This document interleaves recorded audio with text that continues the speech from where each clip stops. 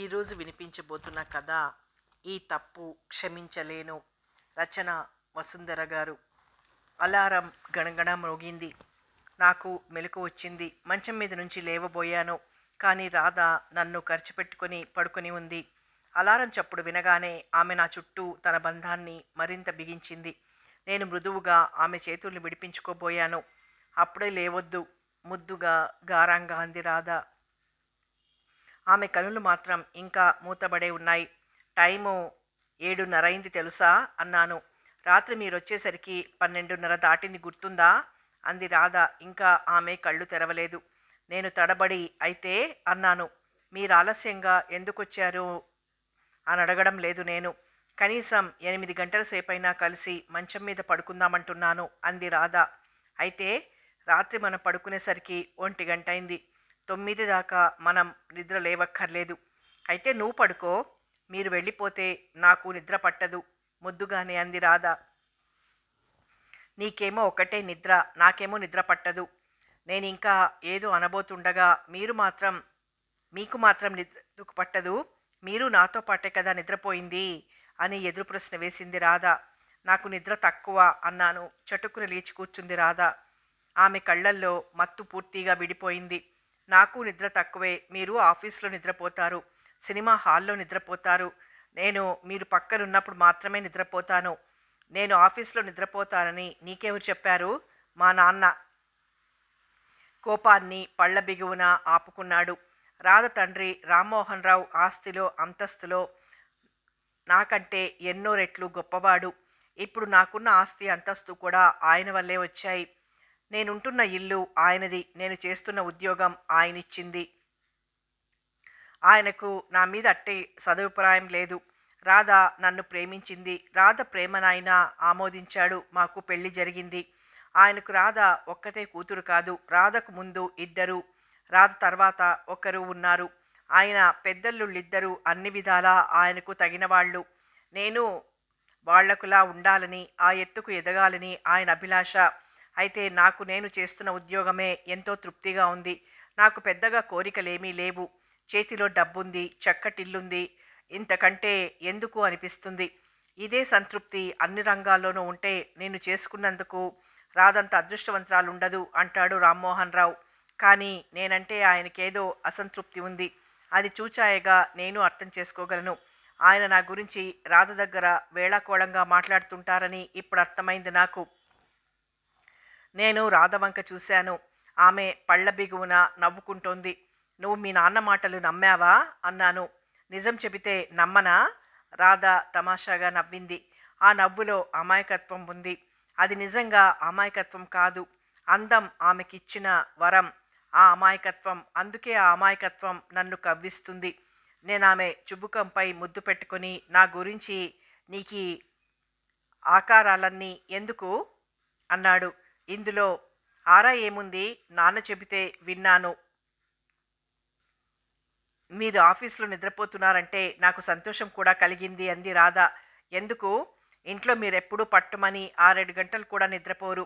మీకు నిద్ర చాలదని నా భయం. నిద్ర తక్కువైతే బ్లడ్ ప్రెషర్ పెరుగుతుందట, ఆరోగ్యం చెడిపోతుందట అంది రాధ.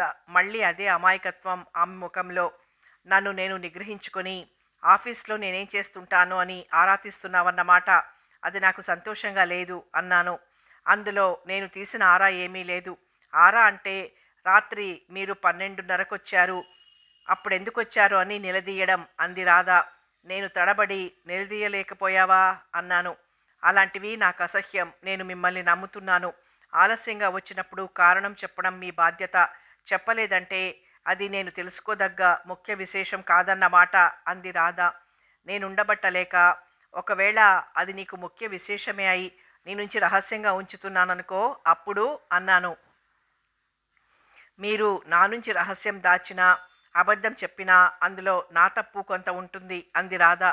మీకు నా గురించి పూర్తిగా అర్థం కాలేదన్నమాట. అర్థమైతే నా నుంచి రహస్యం దాచరు, నాకు అబద్ధం చెప్పరు. ఎందుకని?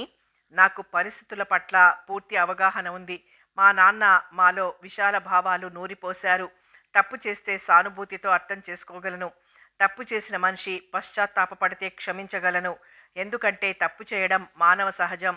ఏదో బలహీనతలో ప్రతి మనిషికి తప్పు చేయాల్సిన సందర్భం ఏర్పడుతుంది. బలహీనతను జయించినవాడు మహాత్ముడు, జయించలేనివాడు సామాన్యుడు. ఇంతకీ ఇదంతా నువ్వెందుకు చెబుతున్నావు? ఉదాహరణకు మీ జీవితంలో నాతో వివాహానికి ముందు మరో స్త్రీ ఉన్నదనుకోండి. ఇప్పుడు మీ మనసులో ఆ స్త్రీకి స్థానం లేకపోతే నిన్ను నేను మిమ్మల్ని మీ గతానికి తప్పుపట్టను. ఇప్పుడైనా పొరపాటున ఓ స్త్రీతో తప్పు చేశారనుకోండి, సవివరంగా నాకు తెలియపరిస్తే మిమ్మల్ని అర్థం చేసుకునేందుకు ప్రయత్నిస్తాను తప్పితే సాధించను. అలాంటి నా దగ్గర రహస్యాలు దాచి అబద్ధాలు చెప్పే భర్తను దురదృష్టవంతుడని అనాలి. నా మీద నీకేదో అనుమానం కలిగింది. నిజం చెప్పించడానికే ఇలా మాట్లాడుతున్నావనుకుంటాను అన్నాను. రాధ నాకు దగ్గరగా జరిగి నేను మిమ్మల్ని ప్రేమించి పెళ్లి చేసుకున్నాను. నా ప్రేమ నన్ను మోసం చేయదని నాకు తెలుసు. నేను మిమ్మల్ని పూర్తిగా నమ్ముతున్నాను. మీరు నన్ను నమ్మండి అంది. ఆమె నన్ను ప్రేమిస్తున్నదని నాకు తెలుసు. అందుకే ఆమెను నమ్మి నిజం చెప్పడం కష్టం. ఇప్పుడు టైము 10 దాటింది తెలుసా అంది రోజా. అన్న టైంకు రావాలని అనుకున్నాను, కానీ రాధ వదలాలి కదా అన్నాను. మర్చిపోయాను, నీకు పెళ్ళైంది కదూ అని నిట్టూర్చింది రోజా. నువ్వే ఆమెను వదిలి రాలేకపోయావేమోనని నా అనుమానం. ఆమె అనుమానానికి నేను నవ్వి ఊరుకున్నాను. మగాడికి భార్య అందుబాటులోని వస్తువు. పరాయి ఆడదాని కోసం తప్పించినట్లు మగాడు భార్య కోసం తప్పించడు. ఆ విషయం రోజాకు తెలుసు. కానీ ఇప్పుడు ఆమె అలా ఎందుకన్నదంటే, నేను తనను రాధతో పోల్చి ఎక్కువ చెయ్యాలి. అది ప్రస్తుతం నాకిష్టం లేదు. మా ఇద్దరి మధ్య రాధ ప్రసక్తి రావడం నాకిష్టం లేదు. రాధ అందమైనది, నన్ను ప్రేమించింది. మీదు మిక్కిలి ఆమె మనసు మంచిది. పనిగట్టుకొని ఆమెను చిన్నబుచ్చడం ఎందుకు? అలాగని రోజాను నిరుత్సాహపరచలేను. కాలేజీ రోజుల్లో రోజా నేను ప్రేమించుకున్నాం. అరమరికలు లేకుండా కలిసి తిరిగాం. అవి నాకు మధురానుభూతులు. రోజా చాలా తెలివైనది. మేము విచ్చలవిడిగానే తిరిగినప్పటికీ మా పరిచయం గురించి ఎందరికో తెలియదు. ఆమెకు నేను కాక ఇంకా మగ స్నేహితులున్నారని నా అనుమానం. కానీ ఎక్కడా రోజా నాకు దొరకలేదు. కాలేజీ చదువు పూర్తి కాకుండానే రోజాకు పెళ్ళైపోయింది. అప్పుడు కూడా ఆమె నాతో, నీకు నాకు పెళ్ళి కుదరదు. నీకంటే వయసులో, ఆస్తిలో, అంతస్తులో పెద్దవాడిని మాత్రమే నేను పెళ్లి చేసుకుంటాను. కానీ నిన్ను నేను మర్చిపోలేను. నీకోసం మళ్ళీ ఎప్పుడైనా వస్తాను. మళ్ళీ ఈ రోజులు అప్పుడు గుర్తు తేవాలి అంది. ఆమె ఇప్పుడు నా కోసం వచ్చింది. భర్త ఫారిన్ వెళ్ళాడు. పిల్లలు బోర్డింగ్ స్కూల్లో ఉన్నారు. తను నా కోసం ఈ ఊరొచ్చింది. ఎంతకో తెగించి ఈ ఊరొచ్చింది. ఆమెది కూడా ప్రేమే కదా. ఆమెను మాత్రం నేనెలా నిరుత్సాహపరచగలను? అప్పటికి ఇప్పటికీ నీలో ఏ మార్పు లేదు అన్నాను. రాధ ప్రసక్తి తీసుకురావడం ఇష్టం లేక నేను ఆ మాట అనలేదు. నేనన్న మాటలో నిజముంది. రోజా గర్వంగా, ఈ ప్రపంచంలో అన్నింటికీ మించి నేను నా శరీరాన్ని ప్రేమిస్తున్నాను. దీనికోసం నేనేమైనా త్యాగం చేయగలను. ఈ శరీరాన్ని ఇలా ఉంచడం కోసం రోజు నేను వ్యాయామం చేస్తున్నాను. తిండి బాగా తగ్గించడమే కాక ఇష్టమైన పదార్థాలేవో తినడం మానేశాను అంది. పోనీలే, నా మీద ఇష్టాన్నుంచుకున్నావు అన్నాను. నీ మీద ఇష్టమెలా పోతుంది? యువర్ మై ఫస్ట్ లవ్ అందామే. నేను ఆమెను దగ్గరకు తీసుకున్నాను. రోజా నా కౌగిలిలో ఒరిగిపోతూ, నీ స్పర్శలో ఏదో ప్రత్యేకత ఉంది. నా శరీరం అంతా నరనరాల విద్యుత్ ప్రవహించినట్లుంది అంది. అదే అనుభూతి నాకు కలిగింది. అది మాలోని ప్రత్యేకత కాదు, తప్పు చేయడంలోని థ్రిల్. రాధకు డబ్బుంది, నా మీద ప్రేముంది, అన్నింటినీ మించి నా పైన నమ్మకముంది. నేను ఆమె నమ్మకాన్ని వమ్ము చేస్తున్నాను. ఇది ఆమెకు తెలిస్తే ఏమవుతుంది? ఎలాంటి తప్పునైనా తనకు చెబితే క్షమించగలను అందామే. నేను ఆమెకు చెప్పడం లేదు. ఎందుకంటే నాకు ఆమెపై నమ్మకం లేదు. మళ్ళీ పాత రోజులు గుర్తొస్తున్నాయి అంది రోజా. ఆమె కళ్ళల్లో మెరుపు. ఆమె ఆమెకవి మధురానుభూతులు. నాకు రవంత గర్వం కలిగింది. నాలో ఏదో ప్రత్యేకత ఉంది. నా తొలి ప్రియురాలు రోజా ఇప్పటికీ నన్ను గుర్తుంచుకొని నా కోసం వచ్చింది. నా భార్య రాధ నన్ను మనసారా ప్రేమించి నమ్ముతోంది. ఇంకా రోజా చేతులు నన్ను చుట్టేశాయి. నా ఆలోచనల్లోంచి అన్నీ తప్పుకుని రోజా మాత్రమే ఆక్రమించుకుంటున్న దశలో గదిలో ఫోన్ మోగింది. ఫోన్ నేనే అందుకొని హలో అన్నాను. నమస్తే సార్, గదిలో రమణ్ కుమార్ అనేవాడున్నారా? నేనే రమణ్ కుమార్ని అన్నాను. మీకోసం ఎవరో వచ్చారు, పంపేదా? తెల్లబోయాను. నా కోసం ఎవరొస్తారు ఇక్కడికి? ఎవరికీ తెలియకుండా రహస్యంగా నేను ఇక్కడికి వచ్చాను. ఎవరు? ఒక యువతి పేరు రాధ. ఉలిక్కిపడ్డాను. అంటే రాధ నన్ను అనుసరించి వచ్చిందా? అలా అనుసరించి రావడానికి కారణమేమిటి? ఆమె నన్ను అనుమానించిందా? నిన్న రాత్రి నేను ఆలస్యంగా రావడం గురించి ఆమె ఆరా తీయకపోయినా ప్రత్యేకంగా మాట్లాడింది. ఆమెకసలు విషయం తెలిసిపోయిందా? మౌత్ పీస్ మూసి, రాధ వచ్చింది నా కోసం అన్నాను రోజాతో. రోజా పెద్దగా ఆశ్చర్యపడ్డట్లు కనబడలేదు. చాలా రాంగ్ టైంలో వచ్చింది అంది నిట్టూర్చి. ఇప్పుడు నేనేం చెయ్యాలి? ఏదో అనుమానం మీదే ఆమె ఇక్కడికి వచ్చింది. రూమ్లోకి రమ్మనమంటేనే మంచిది అంది రోజా. వస్తే? అన్నాను అనుమానంగా. భయపడకు, గురు బక్షసింగ్ ఉండనే ఉన్నాడు అని నవ్విందామె. నేను వెంటనే ఆమెని పైకి పంపండి అన్నాను. రాధా నేను సోఫాల్లో ఒకరికొకరు ఎదురుగా కూర్చున్నాం. నేను భయంగా ఉన్నప్పటికీ పైకి మేకపోతు గాంభీర్యాన్ని నటిస్తున్నాను. ఆమె ఇప్పుడేమంటుందో. చాలా సారీ అండి అంది రాధ. ఎందుకు? అర్జెంటుగా నాన్న పిలుచుకుని రమ్మన్నారని మీకు చెప్పాను. అది నిజం కాదు అంది రాధ. మరేమిటి నిజం? అన్నాను అసహనంగా. మీ నడవడిక బాగుండడం లేదని, చెడు తిరుగులు తిరుగుతున్నారని, ముఖ్యంగా మీకు స్త్రీ అంటే బలహీనత ఉన్నదని నాన్నకు అనుమానం వచ్చింది. నేను తెల్లబోయాను. రాధ అంత సూటిగా విషయం మాట్లాడుతుందనుకోలేదు. అనుమానం మీ నాన్నకేనా, నీకు కూడానా? ఊరికే మాట వరుసకి అనుమానం అన్నాను, కానీ నాన్నకు మీ గురించి తెలిసింది అని చెప్పాలి అంది రాధ. నా ప్రశ్నకు అందులోనే బదులుంది. అనుమానం రాధకు ఉందన్నమాట. అంటే నువ్వు నన్ను అనుమానిస్తున్నావన్నమాట అన్నాను. మా నాన్న సంగతి మీకు తెలియదు. ఆయనకి ఊరి నిండా అనుచరులున్నారు. ఎలాంటి వాడి గురించైనా ఆయన క్షణాల మీద సమాచారం రాబట్టగలరు. అంటే ఆయన మీ గురించి ఏమైనా అన్నారంటే అందుకు తగ్గ సాక్ష్యాలు ఉన్నాయన్నమాటే కదా. నేను వెంటనే ఏమీ చెప్పకుండా కాసేపు ఆగి, ఇంతకీ నువ్వనేదేమిటి అన్నాను. అసహనాన్ని ప్రకటిద్దామనుకున్నాను, కానీ భయమే నా గొంతులో ప్రతిధ్వనించింది.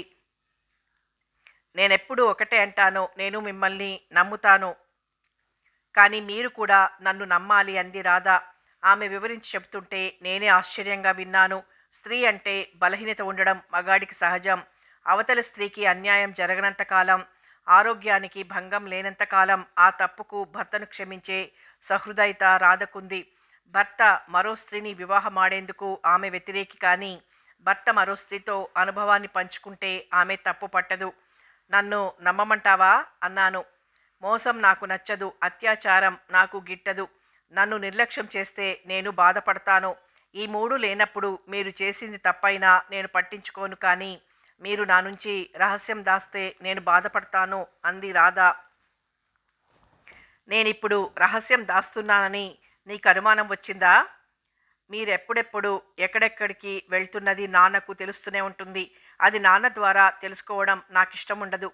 నాన్న చెప్పడానికి ముందే మీ విషయం నేను నాన్నకు చెప్పగలగాలి. అందుకని మీ కార్యక్రమం ముందే నాకు చెబుతూ ఉండండి.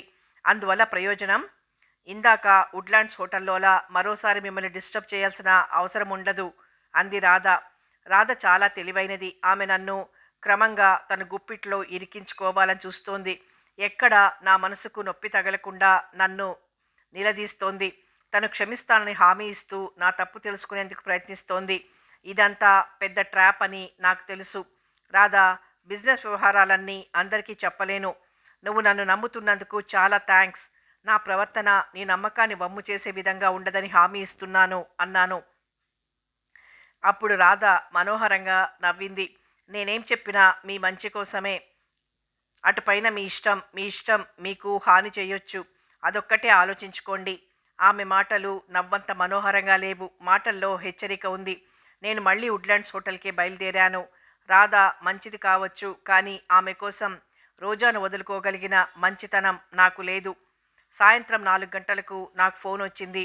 రాత్రి 7 గంటలకు దొడ్డిగుమ్మాన రా, ముక్తసరిగా చెప్పింది రామావతారం.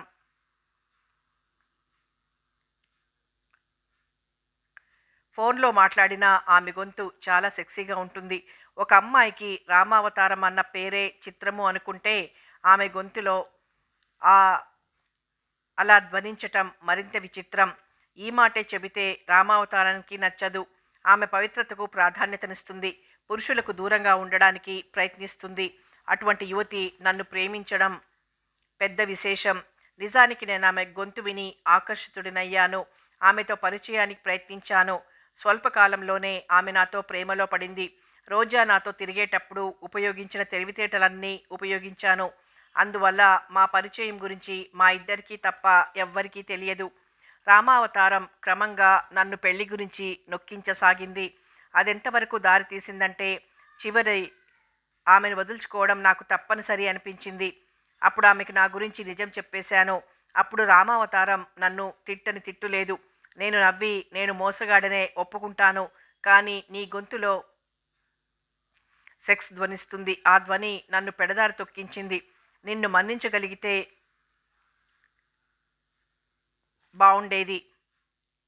రామావతారం అప్పుడు తల్లిదండ్రులు చూపిన సంబంధానికి ఒప్పుకొని పెళ్లి చేసుకుంది. ఆమె భర్త నాకంటే అందంగా ఉంటాడు. ఏదో చిన్న ఉద్యోగం చేసుకుంటున్నాడు. అతడిని చూస్తుంటే నాకు చాలా అసూయగానే ఉండేది. అతడి లాలనలో రామావతారం నన్ను పూర్తిగా మర్చిపోయింది. వివాహమైన రోజా నన్ను మర్చిపోలేదు. రామావతారం కూడా రోజాలాగే నన్ను మర్చిపోకుండా నా కోసం పరితపించాలి. ఓసారి ఆమెతో ఈ విషయం చెప్పాను. నా భర్త పురుషోత్తముడు. నీ పరిచయం నా దురదృష్టం. ఓ పీడకల. ఇప్పుడు నువ్వది గుర్తు చెయ్యకు అంది రామావతారం. ఆమె అలా మాట్లాడుతుంటే గొంతులో ఎలాగో ధ్వనిస్తోంది నాకు. ఆమెను దగ్గరకు తీసుకుని ఇంకా తిట్టు అనాలనిపించింది నాకు. రామావతారం తిడుతుంటే నాకు కోపం రాదు. మామూలుగా కంటే ఆవేశంలోనే ఆమె గొంతు ఎక్కువ బాగుంటుంది. నన్ను రెచ్చగొడుతుంది. నీ భర్త ఎంతటి పురుషోత్తముడో చూస్తాను. మన పూర్వ పరిచయం గురించి అతడికి చెబుతాను అన్నాను. రామావతారం భయపడుతూనే ఆయన్ని మాటలు నమ్మరు అంది. ఎంతటి పురుషోత్తముడికైనా భార్యని అనుమానించక తప్పదు ఈ కర్మభూమిలో. అప్పటికే ఆమె భయపడుతున్నదని గ్రహించి ఆమె భయాన్ని మరికాస్త పెంచడానికి నా దగ్గరున్న సాక్ష్యాలు చెప్పాను. తిరుగులేని సాక్ష్యాలవి. అవేమిటో ఆమెకు నాకు మాత్రమే తెలుసు. ఆమె భర్తను నమ్మించడానికని అద్భుతంగా పనిచేస్తాయని నాకు తెలుసు. వద్దు, నా కాపురం పాడు చెయ్యొద్దు అందామే. నీ కాపురం పాడు చేసే ఉద్దేశం నాకు లేదు. ఎటొచ్చి నువ్వు నన్ను సంతోషపెట్టాలి. ఎలాగో నీకు తెలుసు. నా ఉద్దేశం విని ఆమె వణికిపోయింది. పెళ్లికి ముందేదో జరిగిపోయింది. ఇప్పుడు నువ్విలా అడగడం భావ్యం కాదు. నేను నవ్వి, గతం నీ భవిష్యత్తును బాధించకూడదంటే గతాన్ని గతంలాగే కొనసాగని అన్నాను.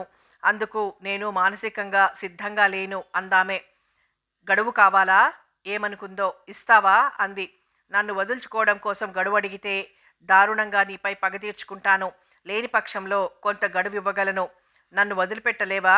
వదిలిపెడతాను, డబ్బిస్తే. ఎంతకాలం? అడిగినప్పుడల్లా 5,000. ఎన్నిసార్లు అడుగుతానో నాకే తెలియదు. ఆలోచించుకో. ఆమె ఆర్థిక స్థితి నాకు తెలుసు. నా షరతు వినగానే ఆమె నీకు డబ్బెందుకు అంది. డబ్బడిగే ఆడవాళ్ళకి ఇవ్వడానికి. రామావతారం మాట్లాడకుండా ఆలోచనలో పడిపోయింది. నేనామెకు నచ్చజెప్పడం ప్రారంభించాను.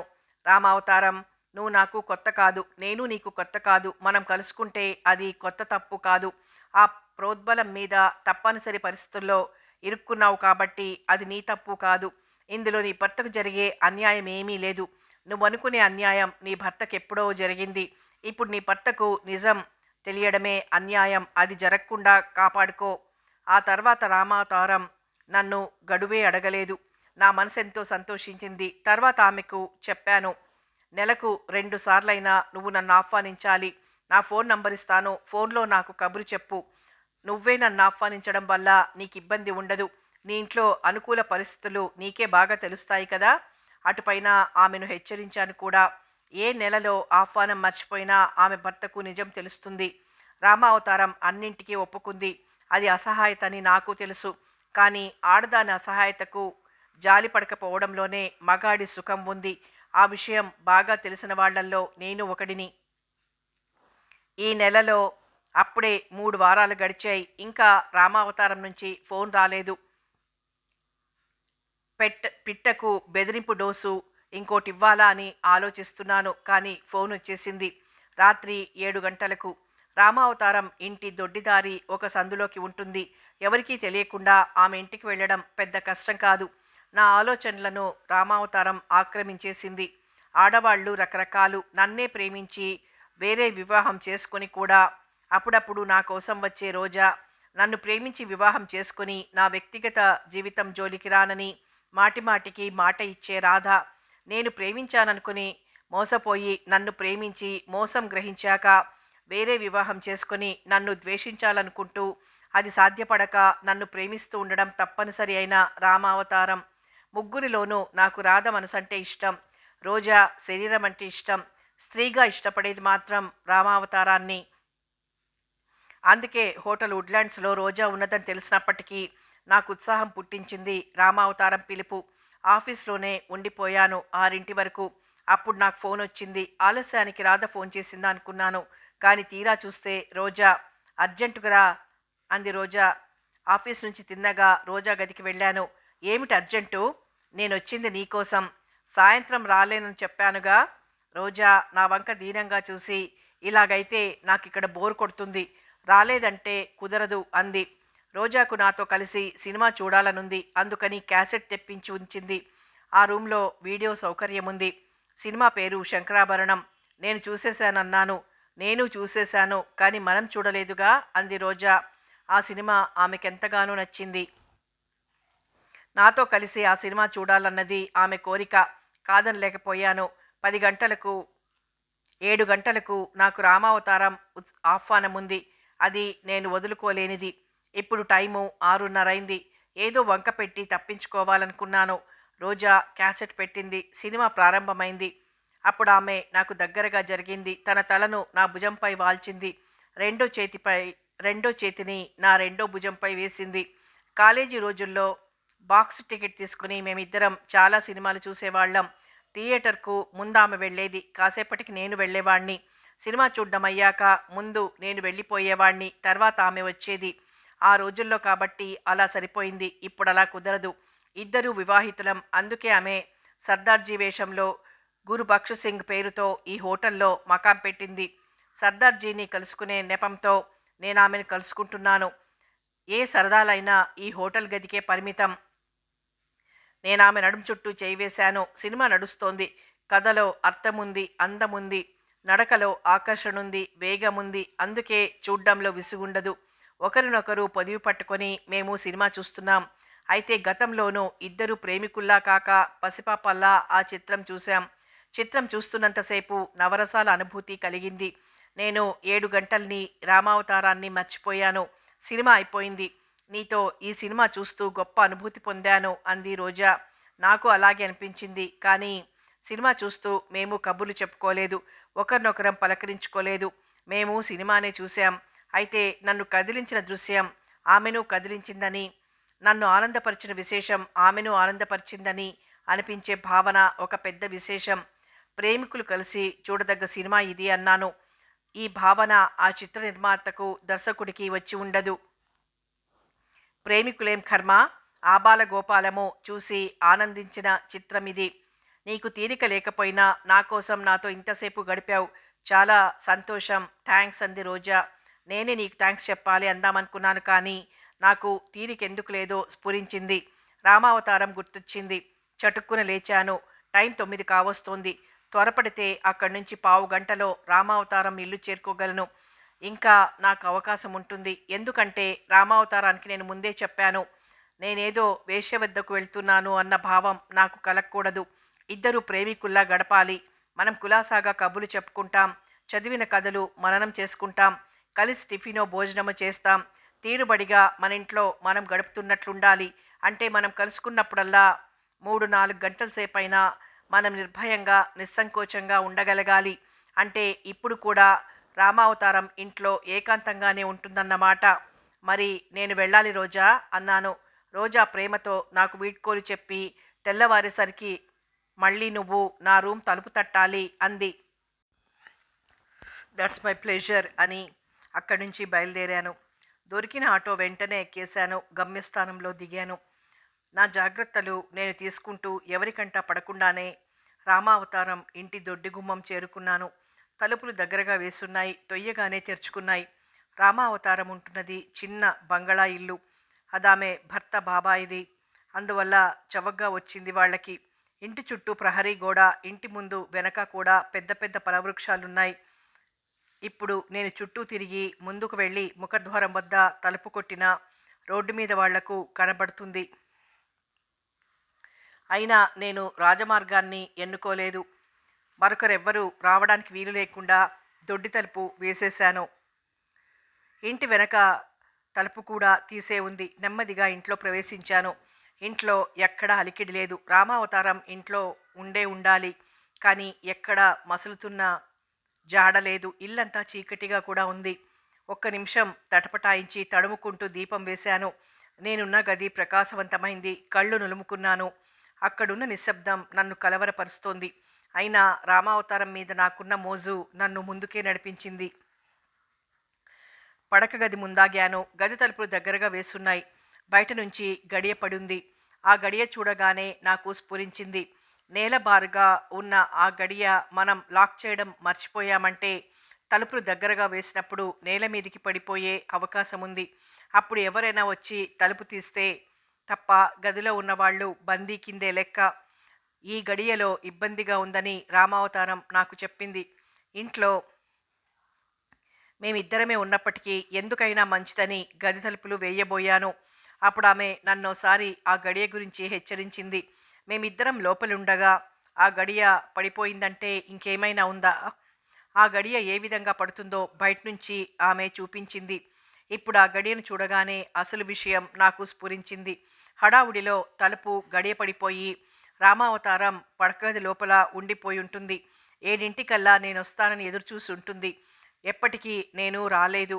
ఇంట్లో ఇంకెవ్వరూ లేరు. విసుగుతో కళ్ళు మూసుకుంటే నిద్ర పట్టేసుంటుంది. అందుకే ఇల్లంతా నిశ్శబ్దంగా ఉంది. నేను నెమ్మదిగా గడియ తీసి తలుపు తోశాను. లోపల కూడా చీకటి. అవతల గదిలో నేను వేసిన దీపపు వెలుతురు ఈ గదిలోకి ఏమాత్రమూ ఉపయోగపడ్డం లేదు. రామావతారం నిద్ర పట్టడం కోసం లైట్ ఆర్పేసి ఉంటుంది. నేను గదిలో అడుగుపెట్టి స్విచ్ బోర్డు కోసం తడమసాగాను. ఇంతలో గదిలో అడుగుల చప్పుడు వినిపించింది. చెవులు రిక్కించాను. రామావతారం పాదాల సవడి మెత్తగా మనోహరంగా ఉంటుంది. ఇప్పుడు నేను విన్నది ఆమె పాదాల చప్పుడు కాదు. అసలు నేను అలాంటి చప్పుడు విన్నానా అన్న భ్రమ కూడా కలుగుతోంది. ఎందుకంటే కొద్ది క్షణాలు మాత్రమే విన్నానా చప్పుడు. స్విచ్ తలుపుకు పక్కనే ఉండాలి. వెంటనే చేతికి దొరకలేదు. ఈలోగా నా చేతికి తగిలిందో ఏమో గది తలుపు దగ్గరగా వేసుకుంది. గడియ పడిన చప్పుడు అయింది. నాకు పై ప్రాణాలు పైనే పోయినట్లు అనిపించింది. ఇప్పుడు రామావతారం కూడా ఈ గదిలోనే ఉంటే మేమిద్దరం ఒకే గదిలో ఎవరో వచ్చి విడిపించేంత వరకు బందీలుగా ఉండిపోతాం. నా పరువుకు, రామావతారం జీవితానికి తట్టుకోలేని దెబ్బ తగులుతుంది. ఈ విషయం రాధ వరకు వెడుతుంది. అప్పుడు ఆమె నన్ను క్షమిస్తుందా? ఎందుకో ఆమె నన్ను తప్పక క్షమిస్తుందనే అనిపించింది. మళ్ళీ తడుముకుంటూ మొత్తం మీద స్విచ్ పట్టుకున్నాను. ఒక్కసారి గదిలో ట్యూబ్లైట్ వెలిగింది. చీకటికి అలవాటు పడ్డ నా కళ్ళు వెలుగుని భరించలేకపోయాయి. కళ్ళు నులుముకొని ముందుకు చూశాను. మంచం మీద ఎవరో దుప్పటి కప్పుకుని నిద్రపోతున్నారు. వాతావరణంలో చలి లేదు. అటువంటి సమయంలో దుప్పటి కప్పుకొని ఉక్కిపోవాలని ఎవరనుకుంటారు? మంచం మీద వ్యక్తి రామావతారమేనని నేను ఊహించగలను. ఆమె కప్పుకొని పడుకుందంటే ఆరోగ్యం కానీ దెబ్బతినలేదు కదా. తినబోతూ రుచి అడగవేం? గదిలో నేను, రామావతారం. గది తలుపులు గడియపడ్డాయి. బయట నుంచి ఎవరైనా వస్తే తప్ప నేను బయటపడలేను. అలాగని ఇప్పటి సమయం వృధా చేసుకోవడం ఎందుకు? నేను లోపల నుంచి కూడా గడియ వేసి మంచం దగ్గరకు నడిచి నేను రాము అన్నాను. దుప్పట్లోని మనిషి నుంచి సమాధానం లేదు. దుప్పటి కాస్త లాగాను. రామావతారం ప్రశాంతంగా ఉంది ముఖం. ఏయ్, ఇంత మొద్దు నిద్రేమిటి? లేలే అన్నాను. ఆమె బదులివ్వలేదు. పూర్తిగా దుప్పటి లాగేశాను. ఏదో అనబోయి ఉలిక్కిపడ్డాను. రామావతారం గుండెల్లోకి దిగి ఉంది ఒక బాకు. పిడి మాత్రం కనబడుతోంది. చుట్టూ రక్తం గడ్డకట్టి ఉంది. అంటే రామావతారం చచ్చిపోయింది. చచ్చిపోలేదు, చంపబడింది. అంటే హత్య. ఆమెనెవరో హత్య చేశారు. గదిలో నేను, రామావతారం. రామావతారం హత్య చేయబడింది. నేను ఆ గదిలో బందీని. ఎవరైనా వచ్చి తలుపులు తీస్తే తప్ప నాకు మోక్షం లేదు. అప్పుడు మాత్రం నా ఒళ్ళు జలధరించింది. రామావతారం హత్యకు నేను సంజాయిషి ఇచ్చుకోవాలి.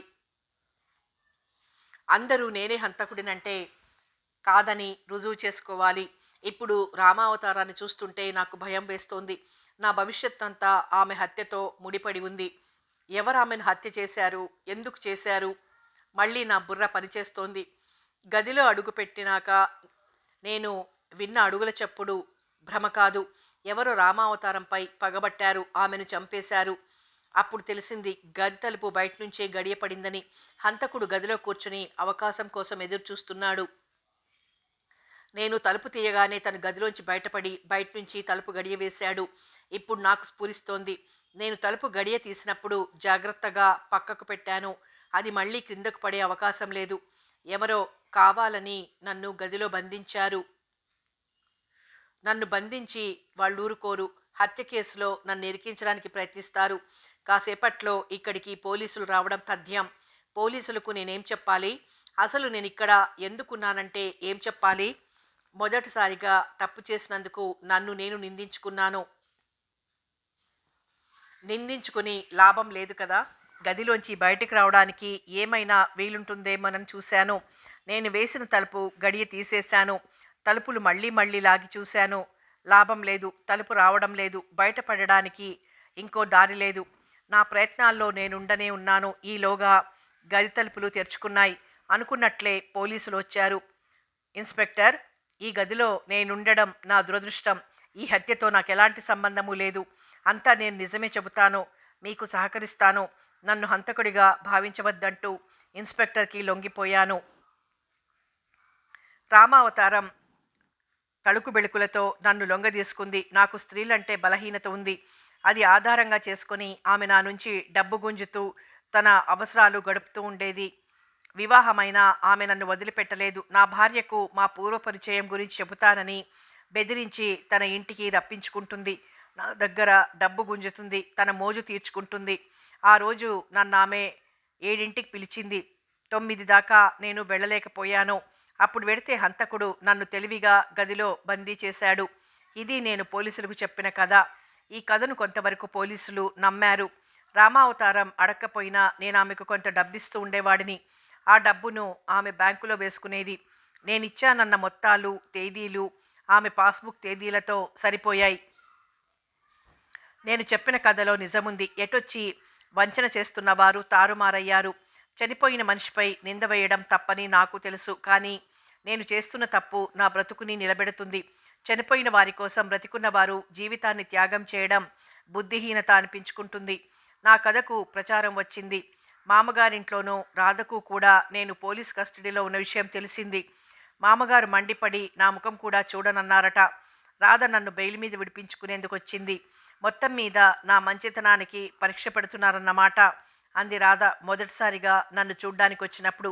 నేను సిగ్గుతో తలంచుకున్నాను. రామావతారం గురించి ముందే నాకెందుకు చెప్పలేదు? చివరి వరకు నీ నుంచి దాచగలననుకున్నాను. రాధ నిట్టూర్చి, హత్య మీరు చేయలేదు కదూ అంది. నేను చేయగలనని నమ్ముతున్నావా అన్నాను దీనంగా. నేనుండగా మరో స్త్రీతో సంబంధం పెట్టుకోగలరని నమ్మలేదు నేను. చెల్లున కొట్టినట్లయింది నాకు. నేను నిజంగా హత్య చేయలేదు. అది న్యాయవాదులు చూసుకుంటారు. నేను చేయగలిగిందల్లా బెయిల్ మీద విడిపించి మిమ్మల్ని ఇంటికి తీసుకువెళ్ళడం అంది రాధ. థ్యాంక్స్ రాధా అన్నాను. నా డ్యూటీ నేను చేస్తున్నాను. థ్యాంక్స్ ఎందుకు? నేను మాట్లాడలేదు. మేము ఇంటికి వెళ్ళాం. 2 రాత్రులు ఒక పగలు తర్వాత మళ్ళీ ఇల్లు చేరాను నేను. ఆ ఇల్లు నాదంటూ ఒక ఇల్లుంచుకుని నాది కాని ఒక ఇంటికి వెళ్ళడం వల్ల నేనిప్పుడు హత్య కేసులో అనుమానితుణ్ణి. నాకు మిమ్మల్ని చూస్తే చాలా జాలిగా ఉంది అంది రాధ. ఇప్పుడు నీకు నా మీద జాలేస్తోందా? ఆశ్చర్యంగానూ ఆనందంగానూ అడిగాను. పొరుగింటి పూర్లకూర రుచి అన్న సామెత ఒక్క మగవాళ్ల విషయంలోనే నిజమనుకున్నాను. ఎందుకంటే నేను వయసులో ఉన్న అందమైన స్త్రీని. వివాహానికి ముందు మగవాళ్ళని చూస్తే అప్పుడప్పుడు రకరకాల ఊహలు పుట్టేవి. వివాహమైనాక మనసంతా మీరే నిండిపోయారు. కలలో కూడా పరాయి పురుషుడిపై తప్పుడు ఊహ రాదు నాకు.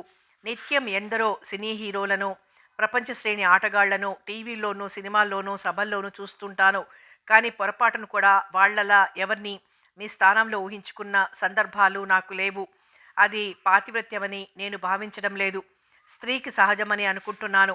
స్త్రీ జీవితంలో స్థిరత్వాన్ని కోరుతుంది, రక్షణను కోరుతుంది. ఆమె కోర్కెలు ఒక వలయానికి చుట్టూ తిరుగుతాయి.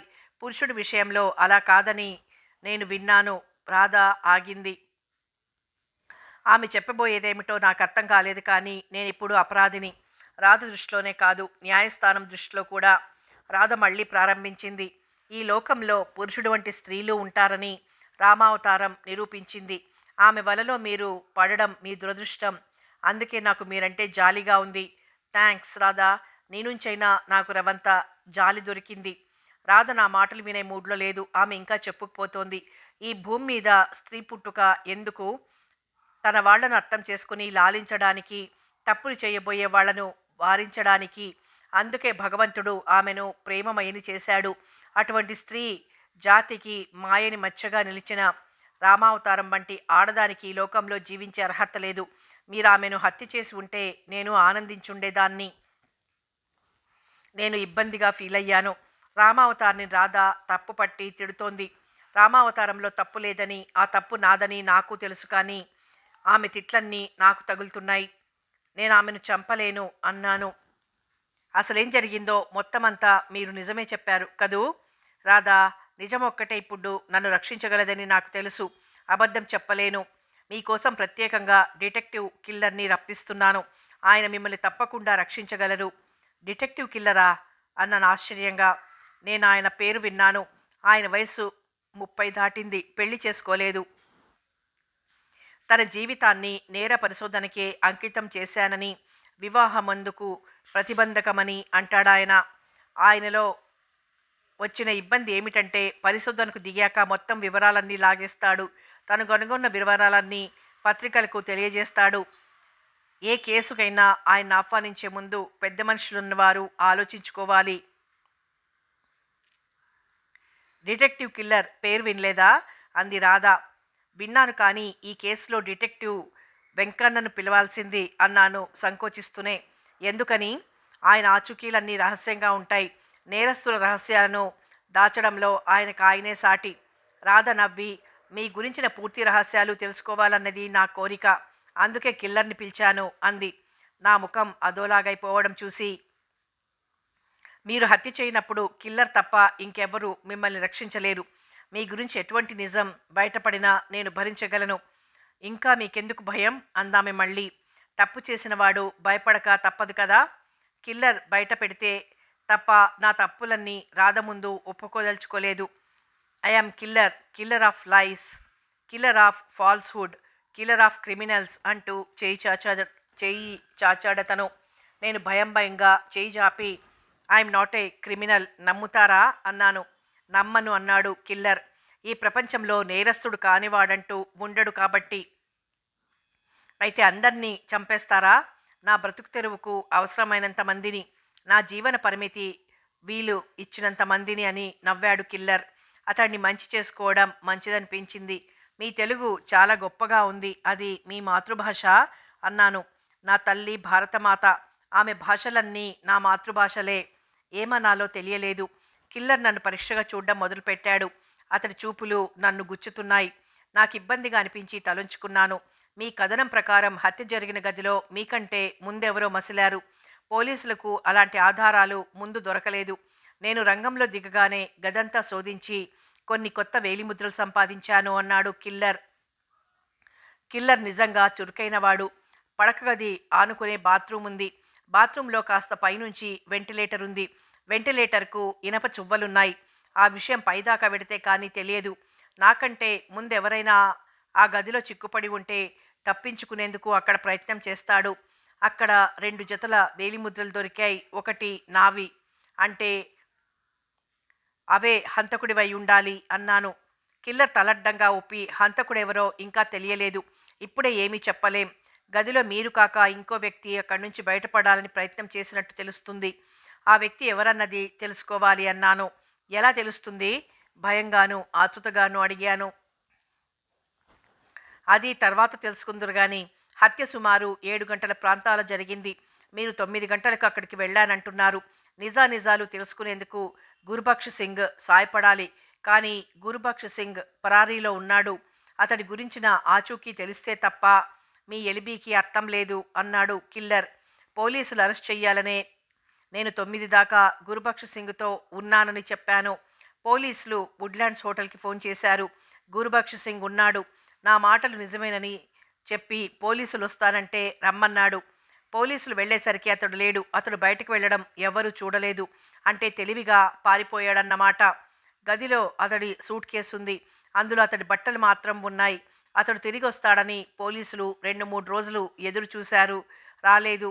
గురుబక్ష్ సింగ్ ఎందుకు పరారీ అయ్యాడు? ఈ ప్రశ్న ఒక్కటే చాలు నన్ను నేరస్తుడిగా నిరూపించడానికి. అసలు నిజం చెబితే రోజా జీవితం నాశనమవుతుంది. చెప్పకపోతే నాకు జీవితమే ఉండదు. ఇంతవరకు గురుబక్ష్ సింగ్ గురించి నేను సరైన సమాచారం ఇవ్వలేదు.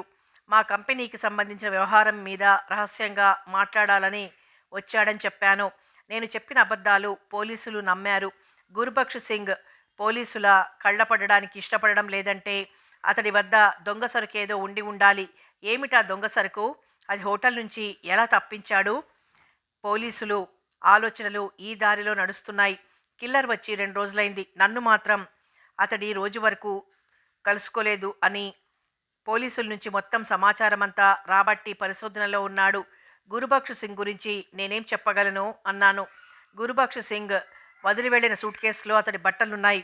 వాటిని పరీక్షించి చూశాను. అతడు చాలా నాజూకైన మనిషి అనిపించింది. సర్దార్జీలలో అంత నాజూకైన వాడు అరుదు.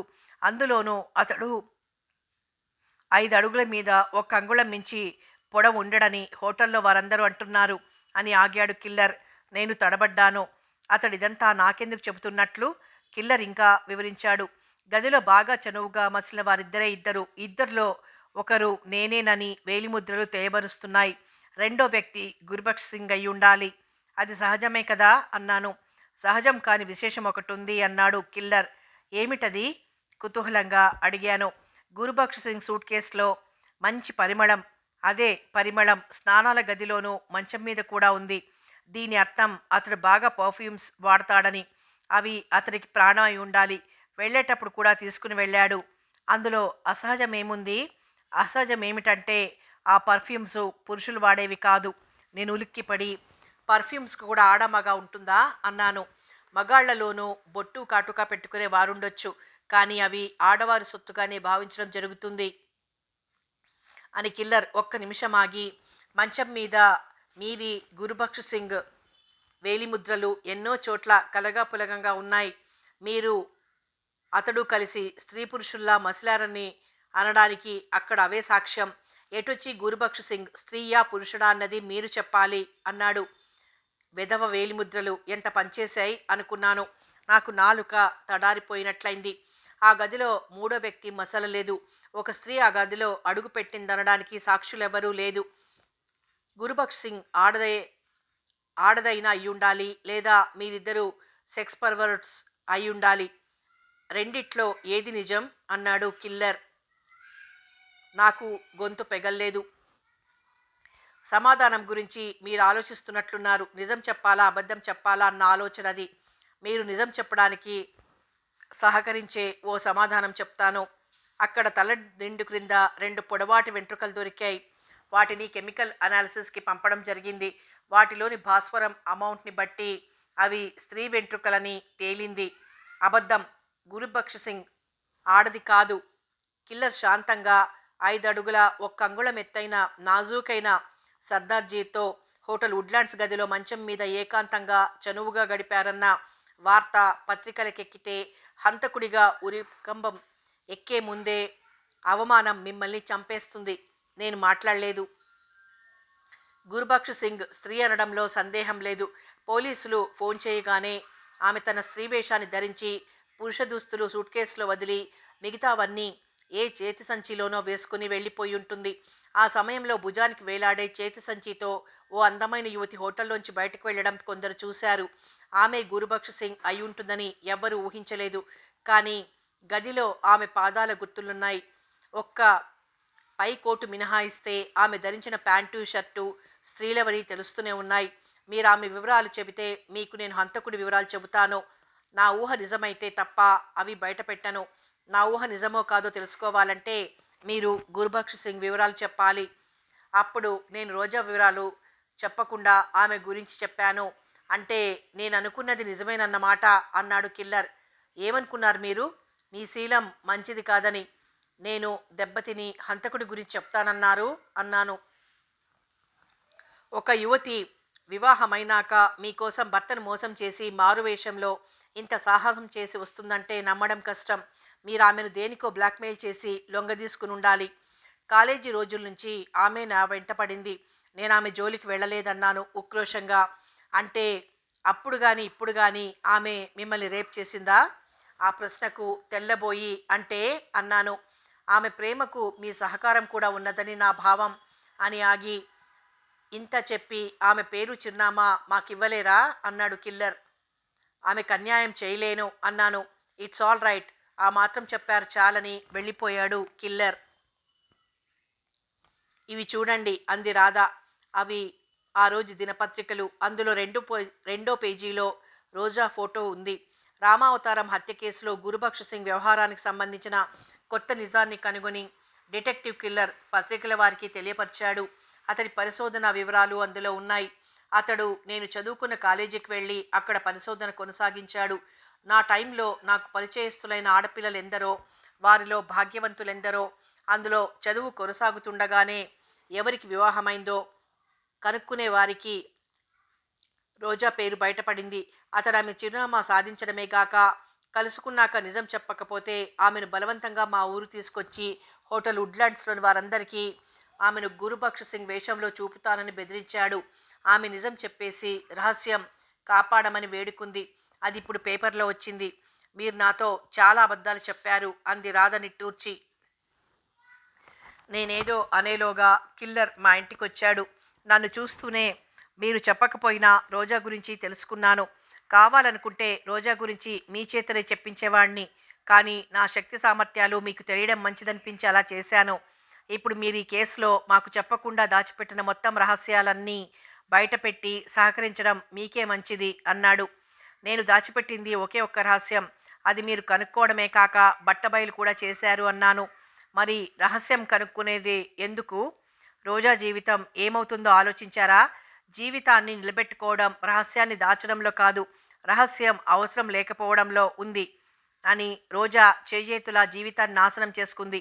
అందుకు మీ ప్రోత్సాహము ఉంది కాబట్టి ఆమెపై జాలి ఉంటే మీరు మీ భార్యను వదిలి రోజాతోనే కాపురం పెట్టండి అన్నాడు కిల్లర్. అలా ఎలా కుదురుతుంది?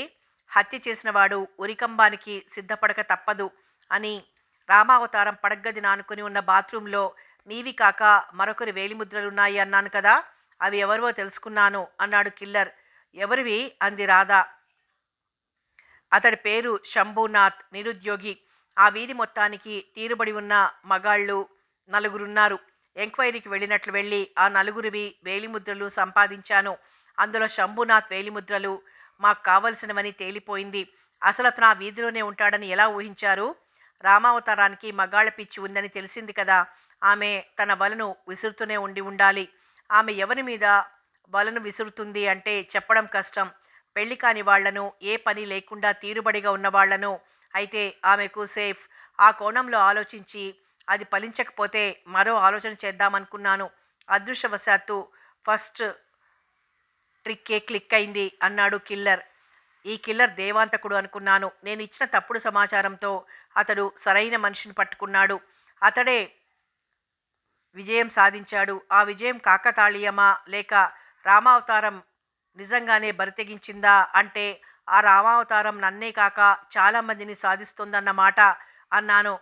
దాన్ని సాధించడమనే అంటారు, అనగా సహకరించే వాళ్లను సాధించడం అని నవ్వాడు కిల్లర్. శంభునాథ్ నేరం ఒప్పుకున్నాడా అంది రాధ. ఒప్పుకునేందుకు అతను నేరం చేస్తే కదా అన్నాడు కిల్లర్. మరెవరు చేశారు? మీ శ్రీవారే చెప్పాలి. నిజంగా నాకేమీ తెలియదు అన్నాను. కిల్లర్ వ్యవహారం చూస్తే అతడు నేనే హంతకుడునని ఒప్పించేలా ఉన్నాడు. మీకు తెలియనిది చెప్పొద్దు, తెలిసిందే చెప్పండి. ఏం చెప్పాలి? కిల్లర్ వివరించసాగాడు.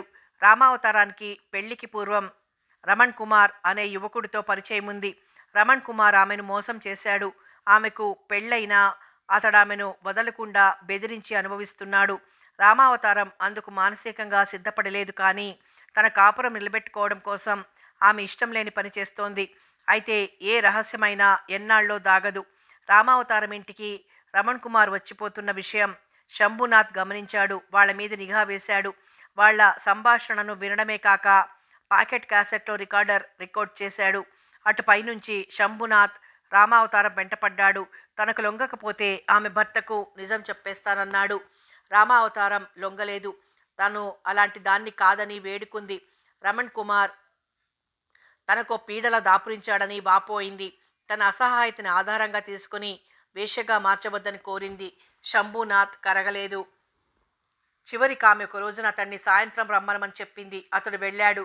గదిలో ఆమె పడుకుని ఉంది, దుప్పటి కప్పుకొని. దుప్పటి తీసి చూస్తే ఆమె శవం ఉంది. శంభునాథ్ భయపడ్డాడు. బయటకొద్దామంటే ఎవరో తలుపులు వేసి బయట నుంచి గడియ పెట్టారు. అప్పుడు మీరు వెళ్ళారు. శంభునాథ్ తప్పించుకోవడమే కాక పోలీసులకు ఫోన్ చేశాడు కూడా అన్నాడు కిల్లర్. నేను కిల్లర్ చెప్పేది వింటున్నాను. అంటే ఇతడు మొత్తం నా గురించి కథంతా తెలుసుకున్నాడన్నమాట. ఇప్పుడు ఇంతకీ మీరు నాకు చెయ్యాల్సిన సాయమల్లా రామావతారం పూర్వపరిచయమున్న ప్రేమికుడు రమణ్ కుమార్ మీరేనని, మీరు కాదన్న శంభునాథ్ టేప్ రికార్డర్ దొరికి రుజువు చేస్తుంది. అవునంటే హంతకుడు మీరు కాదని తేలిపోతుంది. హంతకుడెవరు? ముందు మీరు చెప్పండి. రామావతారం విషయంలో మీరు గతంలో చెప్పిందంత అబద్ధం. ఆమెను మీరు బ్లాక్మెయిల్ చేసి ఇష్టం లేని పని కొప్పించారు, అవునా? అవును అన్నాను తలుంచుకుని. రామావతారాన్ని ఆమె భర్త చంపాడు. శంభునాథ్ తనింటికి రాకపోకలు చేస్తూ ఉండడం గమనించి నిఘా వేసి అతడు రోజున మొత్తం కథ తెలుసుకుని భార్యను నిలదీసి పూర్తి నిజం తెలుసుకుని వాళ్ళిద్దరినీ రాత్రి 7 గంటలకు రమ్మని చెప్పు. అందరి ముందు ఈ సమస్యకు పరిష్కారం చెబుతాను అన్నాడు భార్యతో. ఆ రోజు అతడు ఆఫీస్కు వెళ్ళినట్టే వెళ్ళి దొడ్డిదారిన తిరిగొచ్చాడు. చివరిసారిగా భార్యతో అన్ని సుఖాలు పొందాడు. తర్వాత ఆమెను ఒక్కసారి కళ్ళు మూసుకోమన్నాడు.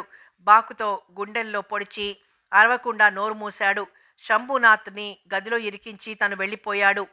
అన్నాళ్ళు మామూలుగా ఉంటూ ఉన్నట్లుండి భార్య పోయిన రోజునే ఊరి ప్రయాణం పెట్టుకోవడం, చాలా రోజుల వరకు తిరిగి రాకపోవడం తన మీద అనుమానానికి దారితీస్తుందని గ్రహించలేకపోయాడు. ఎందుకంటే అతడు ప్రొఫెషనల్ మర్డరర్ కాదు. ఆవేశం అతన్ని హత్యకు పురిగొల్పింది. హత్య చేశాక అతను పశ్చాత్తాపడ్డాడు. తిరిగి రాగానే నేను పోలీసులు ప్రశ్నలు వేసి దబాయించేసరికి నిజం ఒప్పుకుని ఏడుస్తూ కూర్చున్నాడు. ఈ కేసులోంచే మీరు బయటపడ్డారు అన్నాడు కిల్లర్. థ్యాంక్స్ అన్నా నా ప్రయత్నంగా. కానీ ఎందుకో నాకు సంతోషంగా లేదు. రాధ వైపు చూశాను. ఆమె అప్పుడే లేచి లోపలికి వెళ్ళింది. తిరిగి వచ్చేసరికి ఆమె చేతిలో నోట్ల కట్టలున్నాయి. 100 రూపాయల నోట్ల కట్టలు. 2 అంటే మొత్తం 20,000. కిల్లర్ డబ్బందుకుని థ్యాంక్స్ అన్నాడు. నా భర్తను రక్షించారు, మీ మేలు మర్చిపోలేను అంది రాధ. కిల్లర్ మాట్లాడలేదు. తమాషాగా నవ్వి ఓసారి చెయ్యి ఊపి వెళ్ళిపోయాడు. రాధ నా వైపు తిరిగింది. రమ్మన్నట్లు నా వైపు చూసి ముందుకు నడిచింది. నేను ఆమెను అనుసరించాను. ఇద్దరం వెళ్ళి మంచం మీద పడుకున్నాం పక్కపక్కగా. తప్పు చేశాను రాధా, నన్ను క్షమించు అన్నాను. మీరు నా నుంచి చాలా దాచారు. ఇంకెప్పుడు ఏమీ దాచను. థ్యాంక్స్ ఫర్ ద ప్రామిస్ అంది రాధ మనోహరంగా నవ్వి. ఒక్కసారి కళ్ళు మూసుకోండి అంది. ఆమెను సంతృప్తిపరచడం కోసం ఏం చెప్పినా చెయ్యాలి. కళ్ళు మూసుకున్నాను. కళ్ళు తెరవండి అంది రాధ. తెరిచాను. రాధ చేతులు వెనక్కి ఉన్నాయి. ఆమె ముఖం ఎర్రబడి ఉంది. ఏ తప్పునైనా నేను క్షమించగలను, సహృదయంతో అర్థం చేసుకోగలను. పరిస్థితుల ప్రభావం వల్ల స్త్రీ ఆకర్షణకు లోను కావడం పురుషుడికి సహజం. కానీ మీరు రామావతారం జీవితంతో ఆడుకున్నారు. ఆమెపై అత్యాచారం చేశారు. ఆమె హత్యకు మీరే కారణం. ఆమె భర్తను మీరే హంతకుణ్ణి చేశారు, అవునా? అవును రాధా, ఇంతవరకు నేను చేసినవన్నీ తప్పులే. నేను రాక్షసుణ్ణి, కానీ నువ్వు దేవతవి.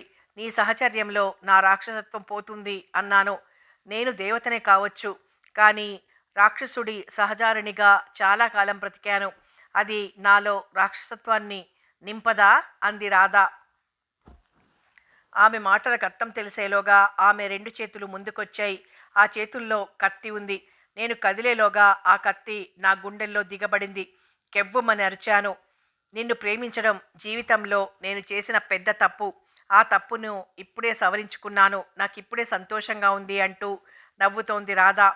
నన్ను రక్షించడానికి కిల్లర్ని నియమించిన రాధ, మరో స్త్రీతో నేను అనుభవం పంచుకున్నా సహిస్తానన్న ప్రేమమూర్తి రాధ, తనే నన్ను అంతం చేసింది.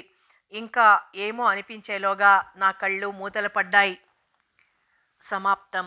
ఈ తప్పు క్షమించలేను. కథ సమాప్తం. మరో మంచి కథతో మళ్ళీ కలుసుకుందాం.